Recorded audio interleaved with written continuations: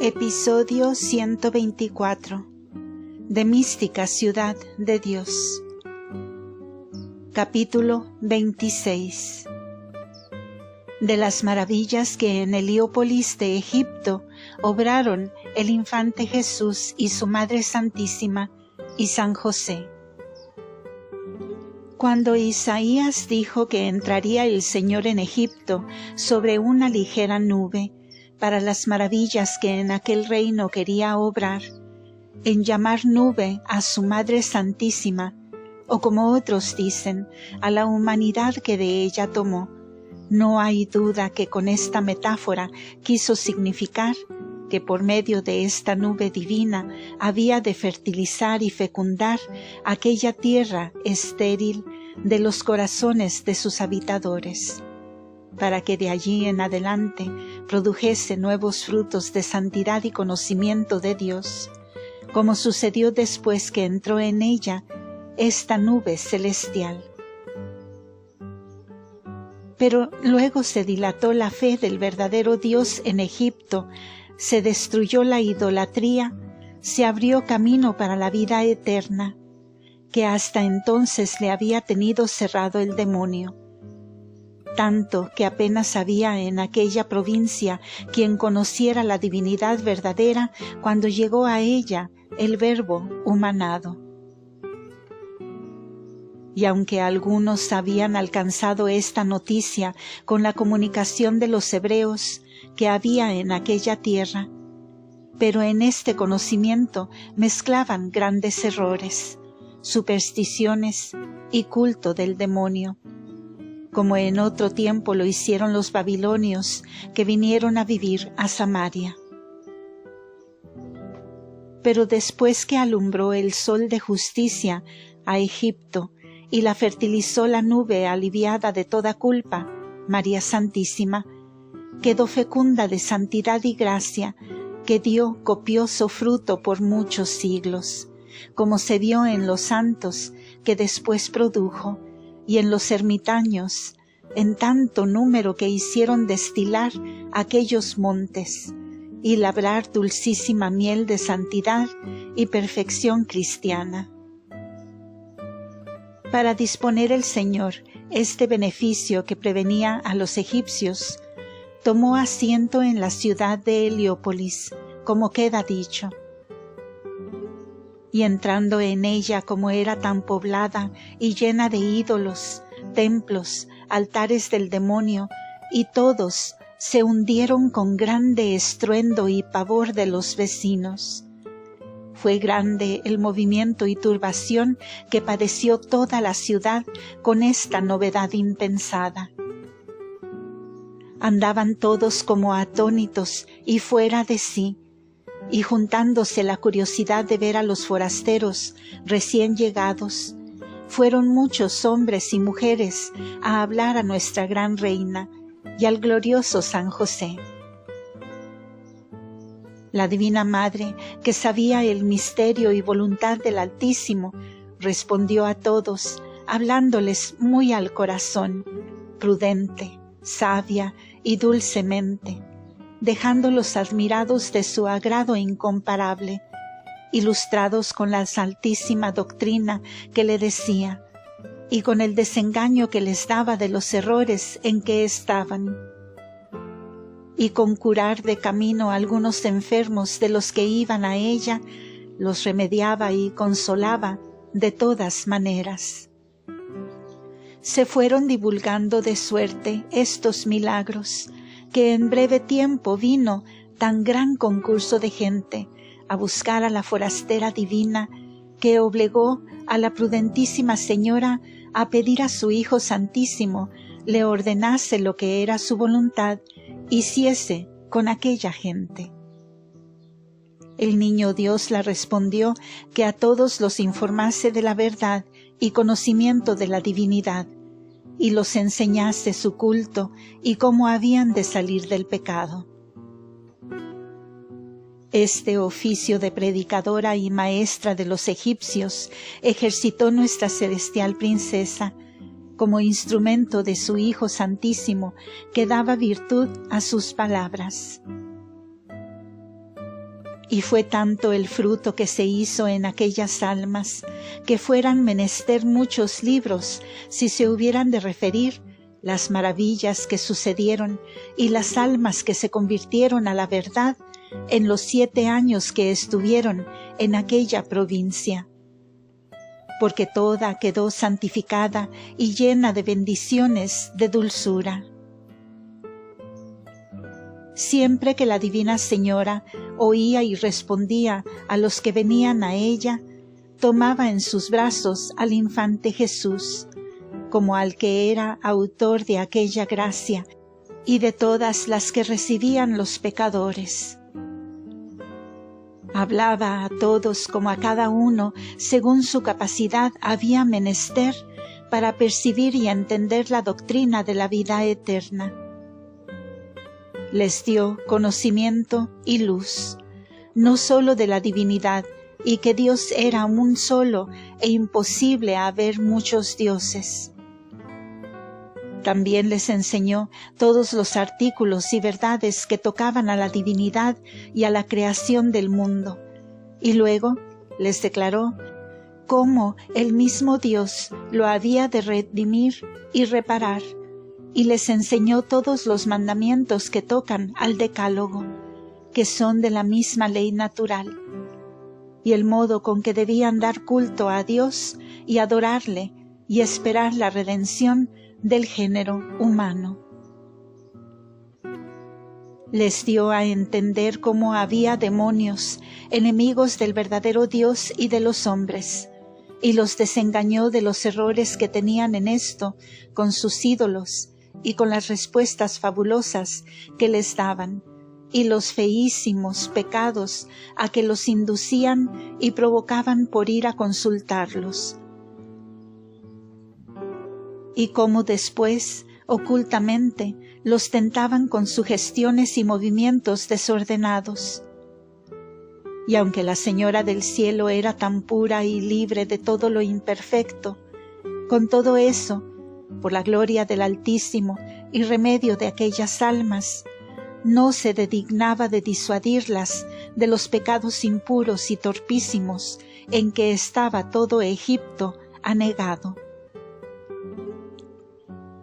Les declaró también cómo el reparador de tantos males que había de vencer al demonio, conforme a lo que de él estaba escrito, era ya venido, aunque no les dijo que le tenía en sus brazos.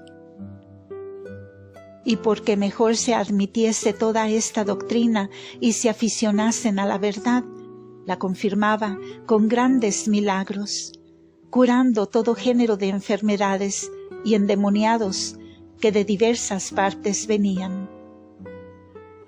Y algunas veces iba la misma reina a los hospitales y allí hacía admirables beneficios a los enfermos.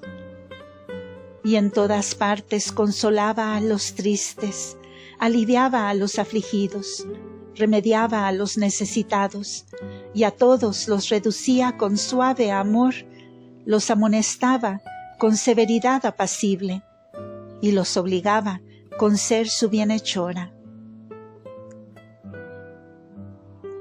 En la cura de los enfermos y llagados se halló la Divina Señora dudosa entre dos afectos. El uno, el de la caridad que la obligaba a curar las llagas con sus manos propias. El otro, el recato para no tocar a nadie. Y porque todo lo consiguiese como convenía, la respondió el Hijo Santísimo que a los hombres los curase con solo palabras, y amonestándolos, que así quedarían sanos. Y a las mujeres podría curar con sus manos, tocando y limpiando sus llagas. Y así lo hizo desde entonces, usando oficios de madre y enfermera, respectivamente, hasta que después, pasados 2 años, comenzó también San José a curar enfermos, como diré. Pero a las mujeres acudía más la reina con tan incomparable caridad que con ser la misma pureza y tan delicada, libre de enfermedades y pensiones de ellas, les curaba sus llagas por ulceradas que fuesen, y las aplicaba con las manos, los paños y vendas necesarios, y así se compadecía como si en cada una de las enfermas padeciera sus trabajos. Y algunas veces sucedía que para curarlas pedía licencia a su Santísimo Hijo para dejarle de sus brazos y le reclinaba en la cuna y acudía a los pobres, donde por otro modo estaba el mismo Señor de los pobres con la caritativa y humilde Señora. Pero en estas obras y curas es cosa admirable que jamás miraba la modestísima Señora al rostro de nadie, hombre ni mujer. Y aunque la llaga estuviera en él, era tan extremado su recato que por atender no pudiera después conocer a ninguno por la cara, si por otro medio no los conociera a todos con la luz interior. Con los calores destemplados de Egipto y muchos desórdenes de aquella miserable gente, eran graves y ordinarias las enfermedades de aquella tierra. Y algunos años de los que estuvieron allí el infante Jesús y su Santísima Madre, se encendió peste en Heliópolis y otros lugares. Y con estas causas y la fama de las maravillas que obraban, concurría mucha gente a ellos de toda la tierra, y volvían sanos en el cuerpo y las almas. Y para que la gracia del Señor se derramase en ellos con mayor abundancia, y la Madre Piadosísima tuviese coadjutor en las misericordias que obraba como instrumento vivo de su unigénito, determinó su Majestad, a petición de la Divina Señora, que San José también acudiese al ministerio de la enseñanza y a curar los enfermos. Y para esto le alcanzó nueva luz interior y gracia de sanidad. Y al 3er año que estaba en Egipto, comenzó el Santo Esposo a ejercitar estos dones del cielo. Y él enseñaba, curaba y catequizaba de ordinario a los hombres, y la Gran Señora a las mujeres. Con estos beneficios tan continuos y la gracia y eficacia que estaba derramada en los labios de nuestra Reina, era increíble el fruto que hacían por la afición que todos sentían, rendidos a su modestia y atraídos de la virtud de su santidad.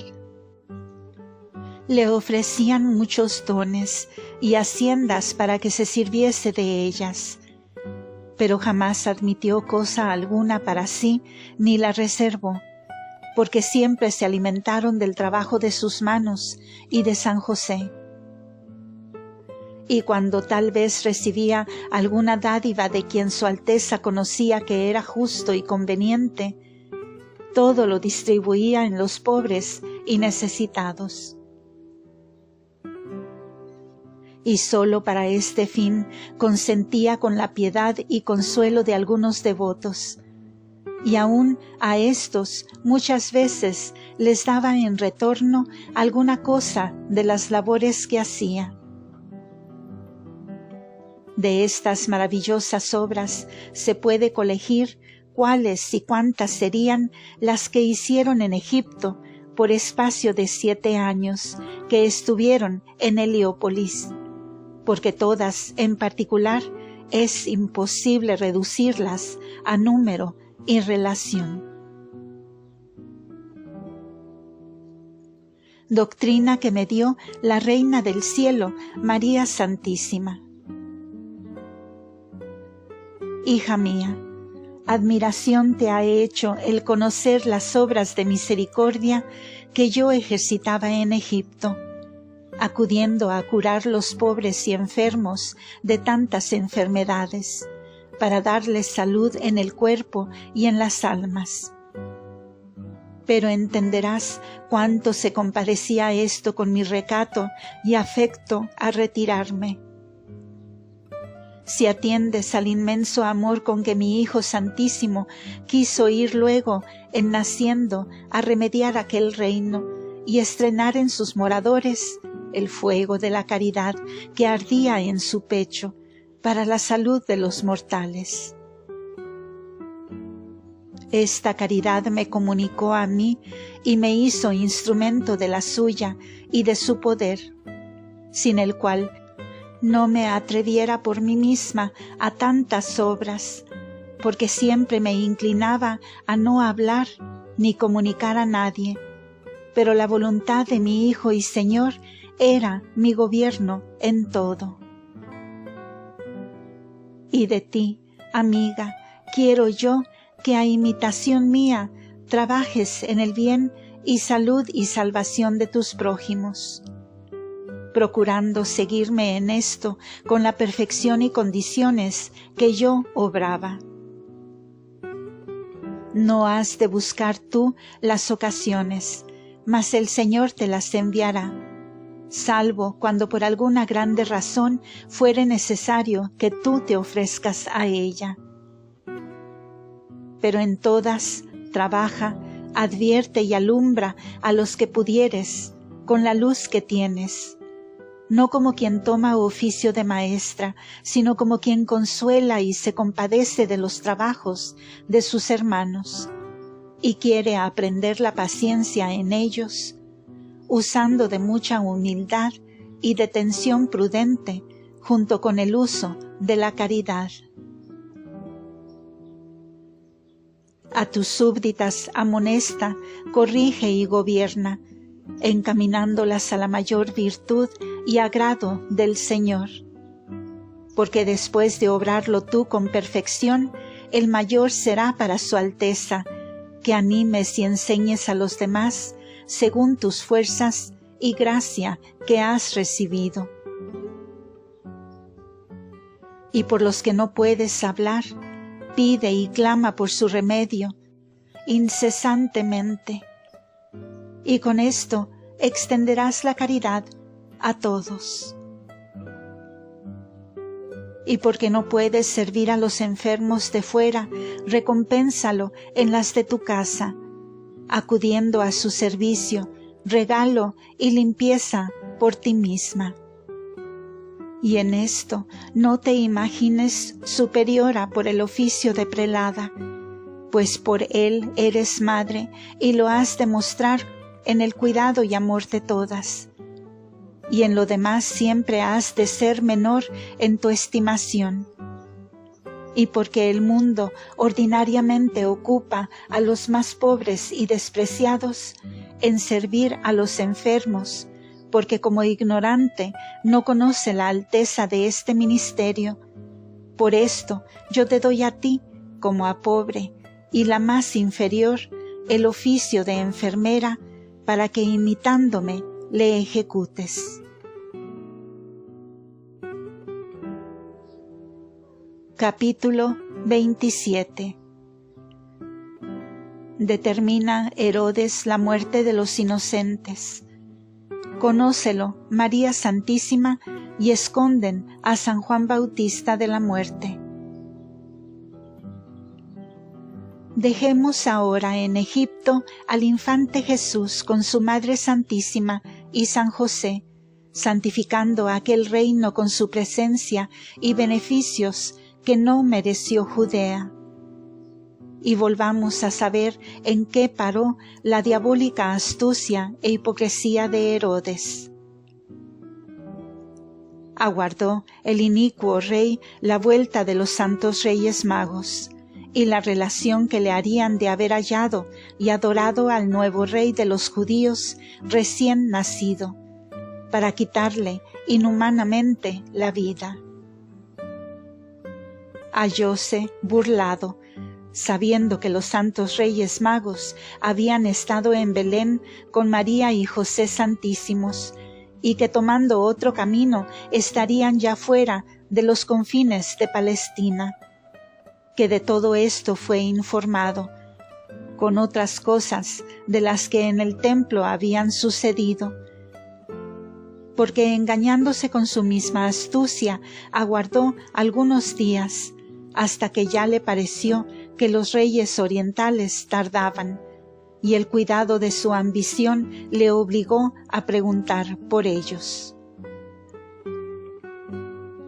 Consultó de nuevo a algunos letrados de la ley, y como concordaban lo que les decían de Belén conforme a las Escrituras y lo que allí había sucedido, mandó con gran pesquisa buscasen a nuestra reina con su niño dulcísimo y al glorioso San José. Pero el Señor, que les mandó salir de noche de Jerusalén, consiguientemente ocultó su viaje, para que nadie lo supiese ni hallase rastro alguno de su fuga. Y sin poderlos descubrir, los ministros de Herodes, ni otro alguno, le respondieron que no parecía tal hombre, mujer, ni niño en toda la tierra. Encendióse con esto la indignación de Herodes, sin dejarle sosegar un punto, y sin hallar medio ni remedio para atajar el daño que temía con el nuevo rey. Pero el demonio, que le conoció dispuesto para toda maldad, le arrojó en el pensamiento grandes sugestiones para consolarle, proponiéndole que usase de su real poder, y que degollase todos los niños de aquella comarca que no pasasen de 2 años, porque entre ellos sería inexcusable topar con el rey de los judíos que había nacido en aquel tiempo. Se alegró el tirano rey con este pensamiento, que jamás cayó en otro bárbaro, y le abrazó sin el temor y horror que pudiera causar tan cruenta acción en cualquier hombre racional. Y pensando y discurriendo cómo ejecutarlo a satisfacción y gusto de su ira, hizo juntar algunas tropas de milicia y con los ministros de mayor confianza que las gobernasen, les mandó por graves penas que degollasen todos los niños que no tuviesen más de 2 años en Belén y su comarca.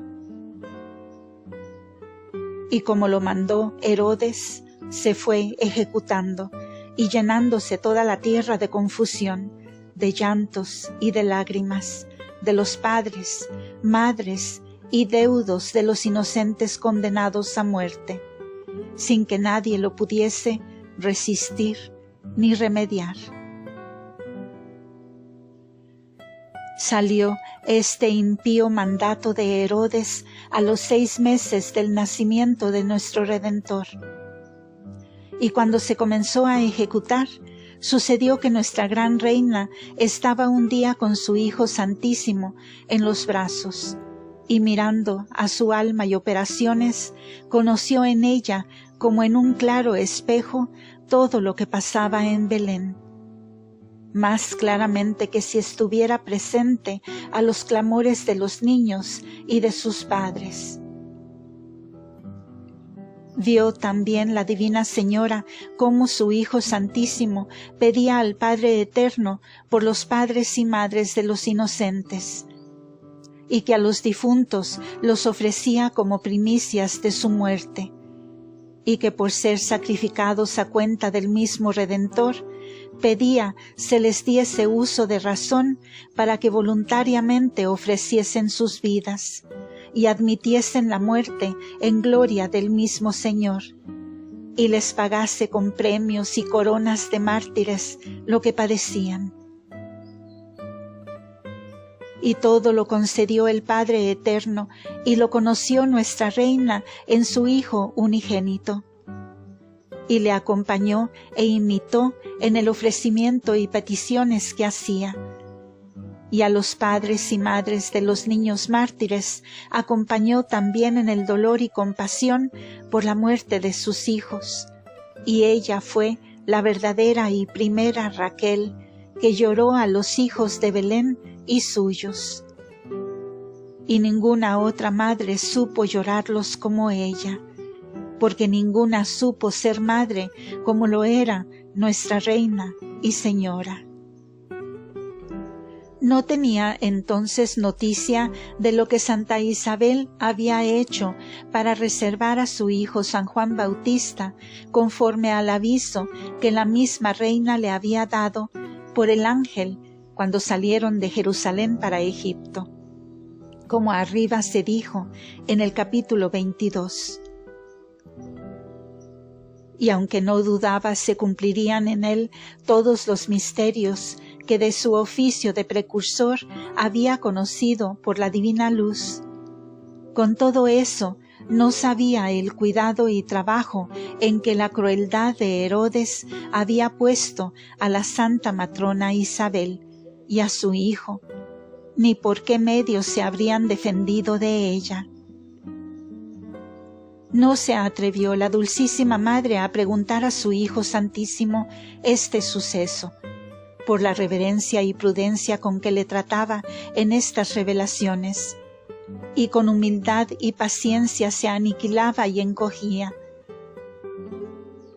Pero su majestad la respondió al piadoso y compasivo deseo y la declaró como Zacarías, padre de San Juan Bautista, había muerto 4 meses después de su virginal parto, y casi 3 después que sus majestades habían salido de Jerusalén,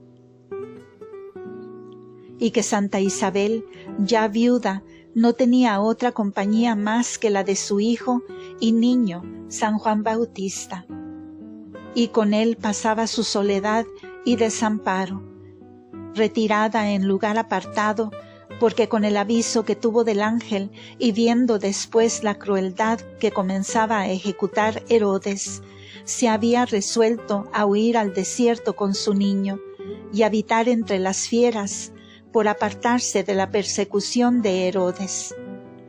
Y que esta resolución había tomado Santa Isabel con impulso y aprobación del Altísimo, y estaba oculta en una cueva o peñasco, donde con trabajo y descomodidad grande se sustentaba a sí y a su niño San Juan Bautista. Fin de este episodio. Continuamos en el siguiente audio. Gracias por escuchar.